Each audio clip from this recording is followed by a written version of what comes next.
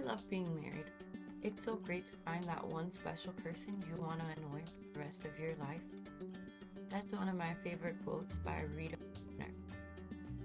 Living together with anyone can be stressful.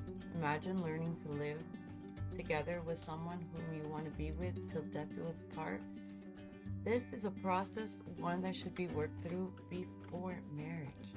Janice Leslie Evans, an expert in couples and marriage counseling in Washington, D.C., says that the appeal of cohabiting is clear. Getting to know each other on such a personal level reveals daily habits and household customs is an invaluable opportunity for potential life partners. The most important thing a couple should do before they tie the knot is to live together. Get to know exactly what you're signing up for. Together you learn to act as a team. And finally, it is the ultimate test of relationship to live together. The fact that many marriages begin without moving in together expect a perfect, idyllic, happily ever after life once they are married. And that could not be any further from the truth. Imagine you get home from your honeymoon. It is your first day living together, and your significant other sits back to relax and expects you to do all the unpacking. It is good to know your person's habits, how clean they are, the effort they put into their home. For example, my husband and I have lived together way before we got married. It gave us a chance to see what we were signing up for. And it was not easy. It's the last thing you want to learn, that you have to do everything, including cooking, cleaning, and earning money for the family. See, by living together before marriage, we had time to figure out what works for us. My husband loves cooking, and I enjoy doing the laundry, and I enjoy how good my clothes smells after. Everything else is pretty much shared. You learn about each other. For instance, how each other handles important matters. Do they handle finances accordingly, or do they shirk their duties?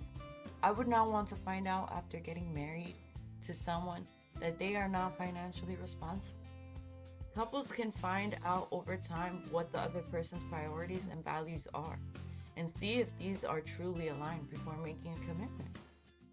The ideal situation would be for you to have a lengthy conversation, honest conversation, about what makes you and your partner want to live together without being married. In this conversation, it is important to clarify your intentions, because if you are not coordinated, this will cause issues in your relationship in the long run. Let us be realistic.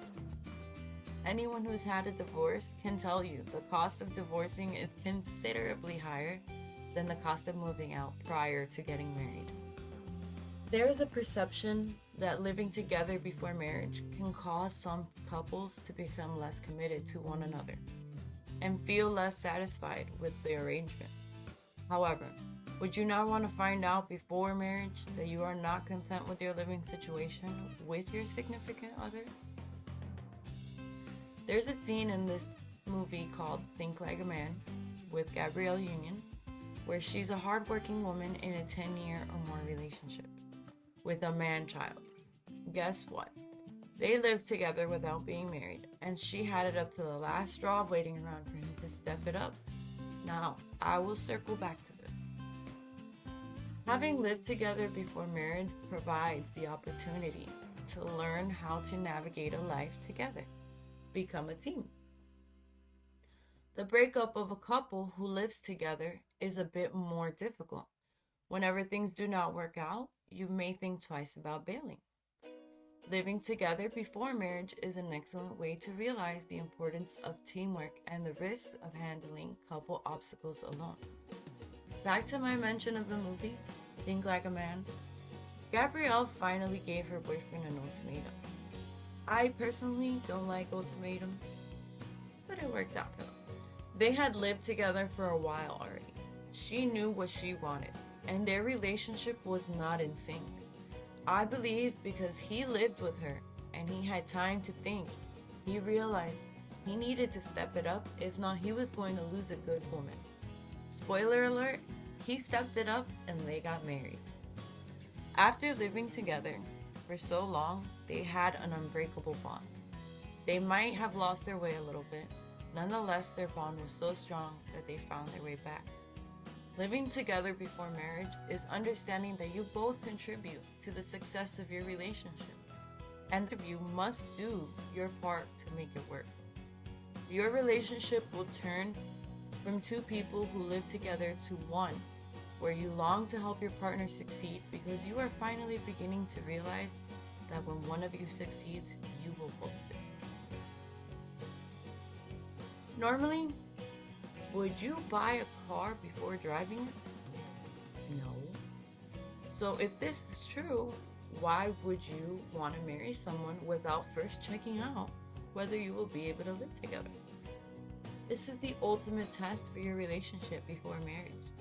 Being in a relationship together and seeing one another's ups and downs helps you see the true picture, not just an illusion. There are several major deal breakers that do not become apparent until you are living together. That is where testing our limits comes in. People are taking their relationships out for the ultimate test drive and not leaving anything to chance. This relationship test can be a lot of fun if you and your partner are committed to it. Now, when you live with anyone, your boundaries and relationships will be tested. It would be a bad idea to get married if you feel like you can't live with each other.